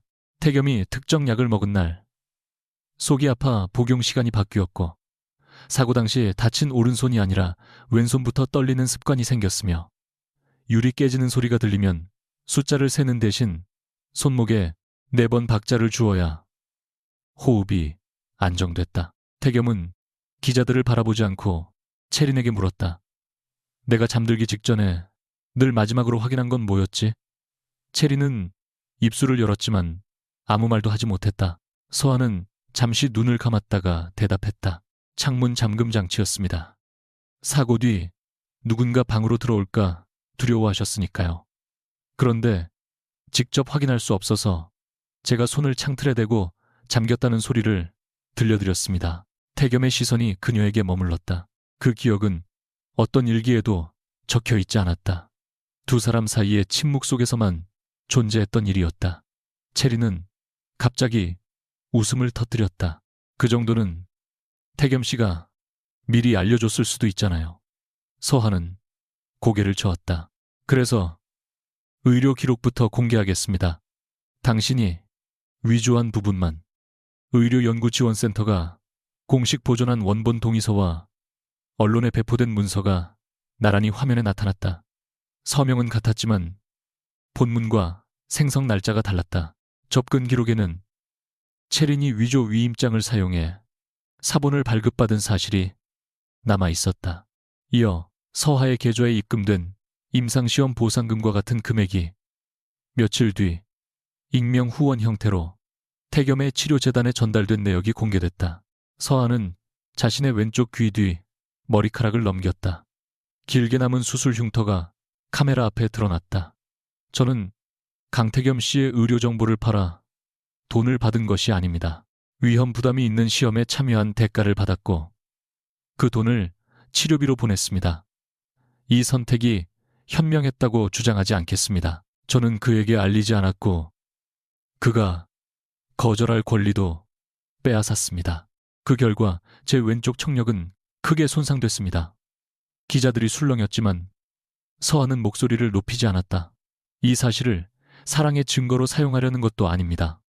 다만 누군가 제 상처를 사기의 증거로 바꾸었기 때문에 원본을 밝히는 것입니다. 태겸의 손이 테이블 아래에서 굳게 쥐어졌다. 그는 그 순간 서하를 안아주고 싶었지만 움직이지 않았다. 약속대로 그녀가 스스로 말하도록 두었다. 체리는 화면을 가리키며 저 기록이 진짜라는 보장이 어디 있어요? 라고 외쳤다. 그때 최도윤이 지하 보관실 서버에 복제 파일을 재생했다. 체린의 목소리가 들렸다. 서하의 억양을 흉내내며 같은 문장을 수십 번 반복하고 태겸의 반응을 예상하며 숨을 쉬는 간격까지 연습하는 녹음이었다. 체린은 의자를 밀치고 일어났다. 그 파일은 불법으로 만든 거예요. 내 동의 없이 녹음했잖아요. 도윤은 침착하게 설명했다. 파일은 체린 본인이 한남동 저택의 개인 서버에 직접 저장한 것으로 삭제 시도와 접근 기록도 모두 남아 있었다. 태겸은 그제야 짙은 렌즈를 테이블 위에 내려놓았다. 그리고 마지막으로 확인할 게 있습니다. 그는 회의실 앞쪽으로 걸어 나갔다. 지팡이도 안내자도 필요하지 않았다. 윤태석 측 이사들이 당황하자 태겸은 그들을 한 명씩 바라보며 말했다. 나는 6달 전 시력을 회복했습니다. 그 사실을 숨긴 채 윤채린이 누구의 지시를 받고 접근하는지 확인했습니다. 화면에는 결혼식 전 윤태석과 측근들이 나눈 대화 기록, 위임장과 해외 투자 계약을 동시에 서명받으려 했던 정황사고 차량 부품 교체를 지시한 업체와 연결된 자금 흐름이 차례로 나타났다. 완전한 결론을 대신하는 단 하나의 문서는 없었다. 그러나 여러 기록이 같은 방향을 가리키고 있었다. 태겸은 윤태석 앞에 결혼식 날 회수한 계약서를 놓았다. 윤 회장은 내가 보지 못한다고 믿고 계약서 마지막 장에 의결권 범위를 바꿨습니다. 그리고 내 사고를 조사하지 않는 조건으로 자료를 넘기겠다고 협박했죠. 윤태석은 얼굴을 붉히며 그건 협상용 문구였을 뿐이라고 소리쳤다. 태겸은 차갑게 되물었다. 사고 차량 정비 책임자에게 보낸 돈도 협상이었습니까? 윤태석은 옆에 앉은 이사들을 바라봤지만 누구도 그의 시선을 받지 않았다. 태겸은 그가 직접 말하도록 압박하지 않았다. 대신 각자 확인된 자료와 자금 내역을 분리해 제시했다. 체린이 갑자기 아버지를 향해 물었다. 저와 태겸 씨가 결혼하면 명성 쪽 지분을 제 이름으로 돌려준다고 했잖아요. 그 약속도 거짓이었어요. 윤태석은 그녀를 노려보며 입을 다물라고 했다. 체린은 테이블 위 계약서를 빼앗아 넘기다 자신이 받을 예정이었던 지분이 해외 법인을 거쳐 아버지 명의로 돌아가게 되어 있음을 발견했다. 그녀의 손이 떨렸다. 처음부터 나한테 줄 생각이 없었네. 윤태석은 낮게 으르렁거렸다. 쓸모를 증명했어야지. 결혼 하나 제대로 못한 네가 무슨 권리를 요구해. 그 말에 체린의 얼굴에서 마지막 기대가 사라졌다. 그녀는 평생 아버지에게 버림받지 않으려고 서하의 일기와 얼굴 목소리까지 훔쳤다. 그러나 아버지는 성공했어도 자신을 버릴 계획이었다. 체린은 웃다가 울기 시작했다. 사고도 아버지가 시킨 거예요. 윤태석은 입 다물어라고 소리쳤다. 체린은 USB를 꺼내 테이블 위에 던졌다. 여기에 아버지가 정비업체 사람과 통화한 파일이 있어요. 내가 혹시 버려질까봐. 윤태석이 달려들려 했지만 보안 직원들이 막았다. 회의실 안 누구도 환호하지 않았다. 체린의 패배는 통쾌하기보다 처참했다. 그녀는 타인을 이용한 대가로 자신 역시 가장 가까운 사람에게 이용당했음을 확인하고 있었다. 회의가 끝나기 직전 명성그룹 문화보존실 책임자와 창업주 가문의 법률 대리인이 들어왔다. 그들은 서하의 동의가 없이는 결과를 공개할 수 없다고 먼저 밝혔다. 서하는 잠시 망설이다. 직접 마이크를 켰다. 공개해주세요. 다만 이것이 오늘 제 말의 신뢰를 대신하는 증거로 사용되지는 않았으면 합니다. 대리인은 최종 대조 결과 서하가 실종된 한서윤의 친딸이며 명성그룹 창업주 가문의 직계 후손으로 확인됐다고 발표했다. 회의실이 다시 술렁였다. 체리는 힘없이 의자에 앉아 서하를 바라봤다. 자신이 가장 두려워했던 일이 현실이 된 것이다. 그러나 명성그룹 측은 서하에게 곧바로 자리를 내주거나 승계를 선언하지 않았다. 책임자는 고개를 숙이며 말했다. 가족이 당신을 찾지 못한 책임부터 인정해야 합니다. 돌아와 달라고 요구할 자격이 없다는 것도 압니다. 다만 설명하고 사과할 기회를 주십시오. 서한은 은색 브러쉬를 테이블 위에 올렸다. 연구소에서 되찾은 그것은 더 이상 출생의 증거만이 아니었다. 버려졌다고 믿었던 삶과 누군가 숨기려 했던 이름을 연결하는 물건이었다. 저는 오늘부터 제 이름을 누구에게도 빌려주지 않겠습니다. 그녀는 기자들을 바라보며 또렷하게 말했다. 윤채린이 훔친 것은 강태겸 씨를 돌본 공로만이 아닙니다. 제 침묵, 제 상처, 제 가족에 대한 기록까지 가져가 자신의 삶을 만들었습니다. 하지만 저 역시 침묵으로 그 거짓말이 자라게 했습니다. 이제부터는 제가 직접 말하고 제가 직접 선택하겠습니다. 기자들이 질문을 쏟아냈다. 태겸이 서아에게 다가가려 했지만 그녀는 손을 들어 멈추게 했다. 강태겸 씨와의 관계도 말씀해달라는 질문에 서아는 잠시 태겸을 바라봤다. 그의 눈에는 안도와 두려움이 동시에 있었다. 그는 그녀가 돌아올 거라고 기대하면서도 자신에게 그럴 자격이 없음을 알고 있었다. 서아는 마이크를 잡고 말했다. 강태겸 씨는 오늘 제 진실이 드러날 수 있도록 도왔습니다. 동시에 자신의 목적을 위해 제가 가장 고통스러운 자리에 서도록 내버려둔 사람입니다. 두 사실은 서로를 지우지 않습니다. 회의실이 조용해졌다. 태겸은 그 말을 피하지 않았다. 맞습니다. 그가 직접 마이크를 켰다. 윤서아 씨가 겪은 모욕과 위험에는 제 책임도 있습니다. 저는 사람을 믿는 대신 조사했고 보호한다는 이유로 선택권을 빼앗았습니다. 그 책임을 피하지 않겠습니다. 윤태석은 직원들에게 둘러싸여 밖으로 나갔고 채린도 조사를 위해 별도 공간으로 이동했다. 모든 것이 끝난 듯 보였지만 서아는 태겸에게 가지 않았다. 그녀는 명성그룹 측과도 함께 떠나지 않았다. 메이크업 가방을 들고 혼자 엘리베이터에 올랐다. 문이 닫히기 전 태겸이 다가와 물었다. 이제 어디로 갈 거야? 서아는 그를 바라보며 대답했다. 내가 살고 싶은 곳으로요. 누구의 간병인도 가짜 신부의 동생도 갑자기 나타난 재벌가 딸도 아닌 윤서아로. 태겸은 문을 막지 않았다. 엘리베이터가 내려가는 동안 서아는 처음으로 아무도 자신을 쫓아오지 않는 고요를 느꼈다. 외로웠지만 두렵지는 않았다. 그날 밤 태겸은 한남동 저택의 빈 방에서 검은 열쇠를 서랍 안에 넣었다. 서아가 돌아올 자리를 보존하는 것이 사랑이라고 믿었던 자신이 틀렸다는 걸 이제야 알았다. 누군가 돌아오길 바란다면 방을 지키는 것이 아니라 그 사람이 돌아오지 않아도 살아갈 자유부터 인정해야 했다. 윤태석과 그를 따르던 이사진에 대한 조사가 시작된 뒤 성원그룹과 명성그룹의 이름은 한동안 매일 아침 뉴스에 등장했다. 사고 차량 정비업체로 흘러간 자금 위조된 의결권 문서, 의료 자료를 이용한 협박과 언론 조작까지 여러 사건은 각자의 절차에 따라 검토됐다. 윤태석은 끝까지 자신이 직접 사고를 지시한 적은 없다고 주장했지만 책임을 부하들에게 떠넘길수록 그가 쌓아온 신뢰는 빠르게 무너졌다. 윤채리는 처음 며칠 동안 아무 진술도 하지 않았다. 이붕대. 그녀는 변호인을 통해 자신 역시 아버지에게 이용당했다고 주장했지만 그것이 서하의 기록을 훔치고 위임장을 위조한 책임까지 없애주지는 못했다. 결국 체리는 자신이 보관해온 통화 파일과 자금 자료를 제출했고 서하의 의료 기록을 변조한 사실도 인정했다. 대신 그녀는 한 가지 요청을 했다. 언론 앞에서 눈물을 흘리며 용서를 구하는 장면을 만들지 말아달라는 것이었다. 서하는 그 요청을 들었지만 직접 만나지는 않았다. 이해한다고 해서 위로해야 하는 것은 아니었고 불쌍히 여긴다고 해서 다시 가족이 되어야 하는 것도 아니었다.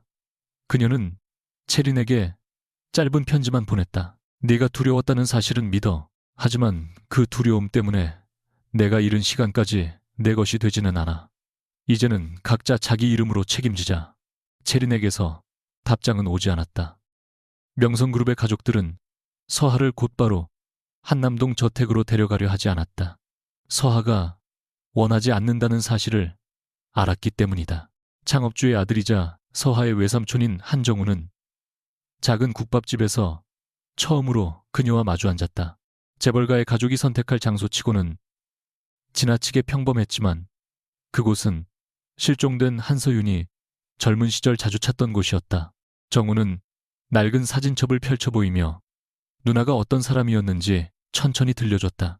서윤은 명성화장품연구소에서 향과 피부 재생 제품을 개발했고 가족이 정한 결혼을 거부한 뒤 사랑하는 사람과 아이를 지키기 위해 집을 나갔다.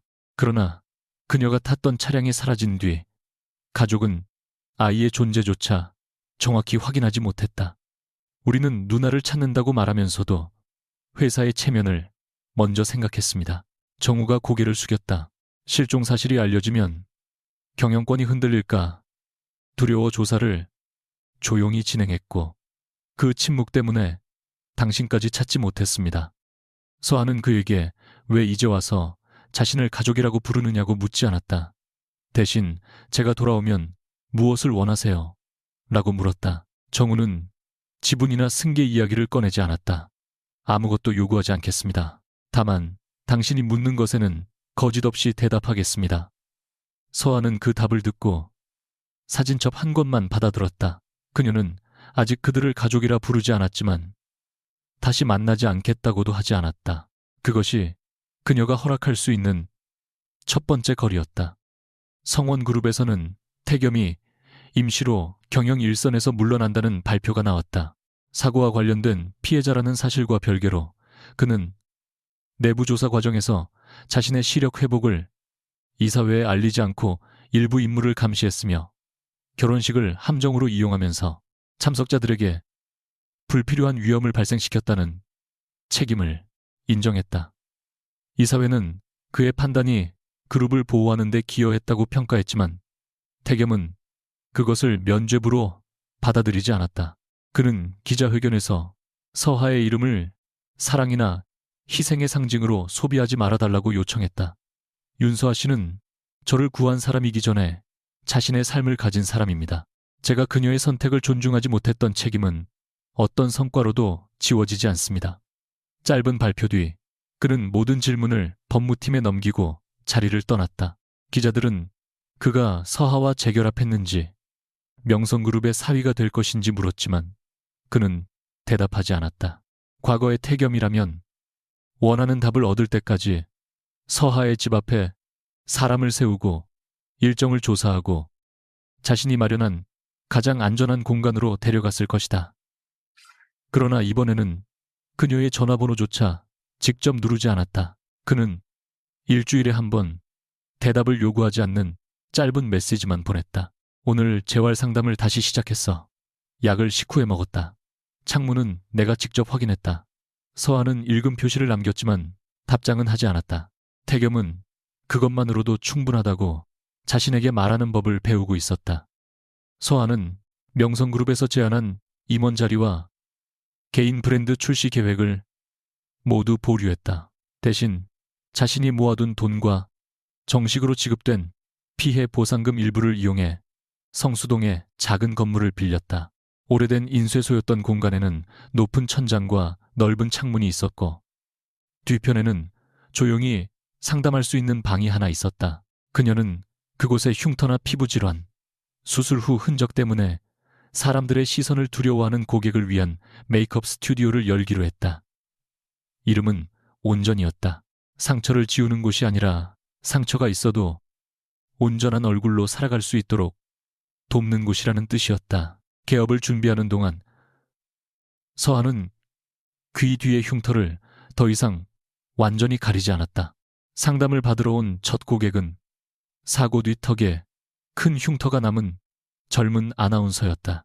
그녀는 방송 복귀를 앞두고 거울조차 제대로 보지 못했다. 서하는 화장품을 꺼내기 전 먼저 물었다.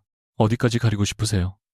고객은 모든 흔적을 없애달라고 했다가 한참 뒤 고개를 저었다. 아니요. 카메라 앞에서 놀라지 않을 정도만요. 완전히 다른 사람이 되고 싶지는 않아요. 서아는 그 말을 듣고 손을 멈췄다. 자신도 오랫동안 다른 사람이 되어야 사랑받을 수 있다고 믿었다. 그녀는 흉터의 결을 억지로 덮지 않고 빛이 닿을 때 자연스럽게 보이도록 피부톤만 정리했다. 작업이 끝난 뒤 고객은 울면서도 거울을 피하지 않았다. 그날 서아는 처음으로 자신의 기술이 누군가를 숨기는 데서 끝나지 않는다는 사실을 알았다. 개업식에는 명성그룹 가족들도 평범한 손님처럼 찾아왔다. 정우는 값비싼 화환 대신 서윤이 연구하던 동백 묘목을 가져왔고, 문화보존실 책임자는 복원된 은색 브러쉬를 작은 상자에 담아 돌려줬다. 서아는 브러쉬를 전시하지 않고 자신의 작업대 가장 가까운 곳에 놓았다. 그것은 더 이상 출생을 증명하는 유물이 아니라 자신이 어떤 손으로 살아갈지를 선택하게 해준 도구였다. 태겸은 개업식에 나타나지 않았다. 서아는 그가 오지 않을 것을 알고 있었지만 문이 열릴 때마다 무심코 고개를 들었다. 늦은 오후 직원이 검은색 작은 상자를 건넸다. 안에는 값비싼 보석이 아니라 오래된 창문 잠금 장치 하나가 들어있었다. 한남동 저택에서 서아가 매일 밤 확인해주던 바로 그 장치였다. 함께 놓인 카드에는 한 문장만 적혀 있었다. 이제는 내가 직접 잠갔는지 확인할 수 있어. 서아는 한동안 카드를 내려다봤다. 태겸은 자신이 변했다고 말하지 않았다. 돌아와 달라고 부탁하지도 않았다. 단지 그녀가 대신 해주던 일을 하나씩 스스로 배우고 있다는 사실만 보여줬다. 서아는 답장 대신 스튜디오 예약 시스템에 그의 이름을 등록했다. 날짜는 한 달 뒤였고 상담 항목에는 흉터 메이크업이 아니라 호흡 교정이라고 적었다. 그것이 그에게 허락한 첫 번째 만남이었다. 한 달 뒤 태겸은 약속 시간보다 10분 일찍 스튜디오에 도착했다. 경호원도 비서도 없이 혼자였다. 서아는 상담실 문을 열어주면서도 웃지 않았다. 태겸은 의자에 앉지 않고 방 한가운데 서 있었다. 6달 전 처음 시력을 되찾았을 때보다 조금 야위어 있었지만 눈빛은 더 이상 주변의 모든 것을 통제하려는 사람처럼 날카롭지 않았다. 왜 호흡 교정으로 예약했는지 알아요? 서아가 묻자 그는 고개를 끄덕였다. 내가 불안해질 때마다 네가 대신 호흡을 맞춰줬으니까. 그것만이 아니에요. 당신은 누군가를 믿기 어려울 때마다 상황을 통제하려 했어요. 계획하고 시험하고 빠져나갈 문까지 먼저 잠갔죠. 태겸은 변명하지 않았다. 알아. 정말 알아요. 모든 걸 잃을까 두려워서 먼저 사람을 의심했어. 그런데 그렇게 지키려던 것 중 가장 중요한 사람을 내가 직접 밀어냈지. 서하는 그의 얼굴을 바라봤다. 과거 같았다면 그 고백만으로도 달려가 안았을 것이다. 하지만 이제 그녀는 미안함과 사랑을 구분할 수 있었다. 나는 당신이 불쌍해서 돌아온 게 아니에요. 알아. 치료비를 마련한 일을 갚으려고 나를 사랑하면 안 돼요. 그 빚은 갚을 수 있는 게 아니야. 그리고 빚 때문에 온 것도 아니야. 태겸은 숨을 고른 뒤 말했다. 네가 없이도 살아가는 법을 배워야 네 옆에 설 자격이 생길 것 같았어. 서하는 탁자 위에 작은 타이머를 놓았다. 그럼 시작해요. 눈을 감으세요. 태겸이 눈을 감자 어깨가 미세하게 굳었다. 3년 동안 어둠 속에 갇혔던 기억은 시력을 되찾았다고 사라지지 않았다. 서하는 예전처럼 곧바로 그의 관자놀이에 손을 대지 않았다. 숨을 들이마시고 네 박자 동안 멈춘 뒤 천천히 내쉬세요. 첫 번째 시도에서 태겸의 호흡은 너무 빨랐다. 그는 눈을 뜨려 했지만 서하는 차분하게 말했다. 내가 여기 있다는 걸 확인하지 않아도 돼요. 문은 잠겨 있지 않고 나가고 싶으면 나갈 수 있어요. 태겸은 손가락을 움켜쥐었다가 천천히 폈다. 두 번째 시도에서 그는 호흡을 조금 더 길게 유지했다. 세 번째에는 어깨의 긴장도 풀렸다. 서하는 그의 손목 위에 손을 올렸지만 4번 두드리지 않았다. 태겸은 기다리다 눈을 떴다. 왜 안 해? 앞으로는 내가 없을 때도 스스로 할 수 있어야 하니까요. 그의 눈에 잠깐 외로움이 스쳤지만 이내 고개를 끄덕였다. 그는 다시 눈을 감고 혼자 네 박자를 세웠다. 이번에는 호흡이 흔들리지 않았다. 서한은 그 모습을 지켜보다 아주 천천히 그의 손을 잡았다. 태겸이 눈을 떴지만 손에 힘을 주지 않았다. 그녀가 언제든 놓을 수 있도록 가만히 기다렸다. 그 조심스러움이 서하의 마음 깊은 곳에 남아있던 마지막 경계를 조금 움직였다. 이번에는 내가 묻고 싶어요. 서하가 말했다. 당신이 다시 내 곁에 오면 무엇을 원해요? 태겸은 오래 생각한 뒤 대답했다. 네가 힘들 때 가장 먼저 찾는 사람이 되고 싶어. 하지만 네가 혼자 해결하고 싶다면 기다릴 수 있는 사람도 되고 싶어. 결혼은요, 지금 말하면 또 네 미래를 먼저 정하는 것 같아서 말하지 않겠다. 서하는 뜻밖의 대답에 작게 웃었다.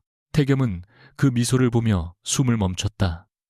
시력을 되찾은 뒤 수많은 얼굴을 보았지만 3년 동안 상상했던 서하의 웃음은 늘 실제와 달랐다. 진짜 웃음에는 눈가의 작은 주름과 쉽게 사라지지 않는 슬픔이 함께 있었다. 그래서 더 아름다웠다. 웃지 마. 그가 무심코 말하자 서하의 표정이 굳었다. 태겸은 당황에 덧붙였다. 아니, 계속 웃어줘. 내가 너무 오래 기다려서 어떻게 봐야 할지 모르겠다는 뜻이야. 서하는 결국 소리내 웃었다. 태겸도 따라 웃었지만 곧 진지한 얼굴로 말했다. 용서해달라고 재촉하지 않을게. 아직 다 용서한 건 아니에요. 알아.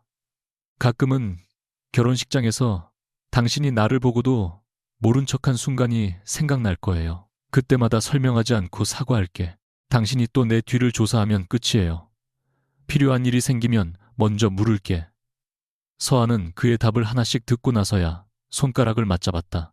그것은 과거로 돌아가겠다는 약속이 아니라 과거와 다른 방식으로 시작해보겠다는 선택이었다. 봄이 올 무렵 윤채리는 서하에게 처음이자 마지막으로 답장을 보냈다. 재판 결과나 자신의 처지를 길게 적지는 않았다. 다만 서하의 일기를 처음 훔쳤던 날에 대해 고백했다. 그날 채리는 태겸이 잠결에 서하의 이름을 부르는 것을 들었고 평생 누구에게도 그렇게 필요한 사람이 되어본 적이 없다는 사실에 미쳐버릴 것 같았다고 썼다.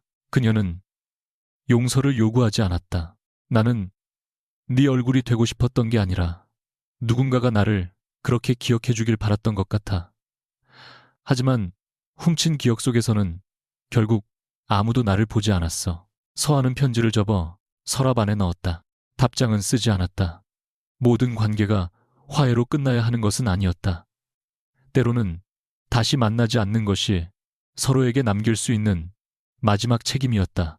윤태석에게는 그가 만든 회사와 가족을 동시에 잃는 시간이 남았고 채린에게는 빌린 이름 없이 자신이 누구인지 알아내야 할 시간이 남았다.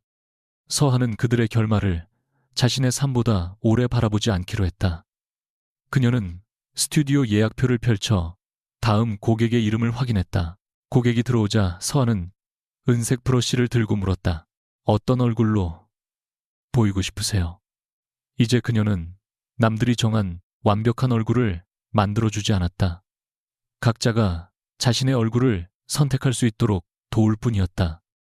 1년 뒤 서하는 한강이 내려다 보이는 작은 야외 정원에서 태겸과 마주섰다. 수백 명의 하객도 생중계 카메라도 기업 간 계약서도 없었다. 명성그룹 가족과 스튜디오 직원들, 최도윤을 포함한 몇 명에 가까운 사람만 자리를 지켰다. 태겸은 화려한 서양문 대신 자신이 직접 쓴 짧은 문장을 읽었다. 나는 당신의 눈이 되어달라고 요구하지 않겠습니다. 당신이 걷는 길을 대신 정하지도 않겠습니다. 다만 당신이 손을 내밀 때 놓치지 않고 놓아달라고 할 때 붙잡지 않겠습니다. 서하는 눈물을 참으며 자신의 차례를 기다렸다. 나는 당신을 구하기 위해 나를 버리지 않겠습니다. 사랑한다는 이유로 진실을 숨기지도 않겠습니다. 당신이 나를 의심한다면 묻고 내가 두렵다면 도망치지 않고 말하겠습니다. 두 사람은 반지를 교환한 뒤 한동안 서로를 바라봤다. 태겸이 조심스럽게 손목을 내밀었다. 서한은 웃으며 그 위에 손가락을 올렸다. 한 번, 두 번, 세 번까지.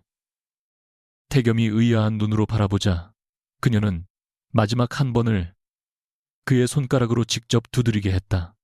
마지막 박자는 당신 몫이에요. 태겸이 네 번째 박자를 완성하자 서한은 그의 손을 잡았다.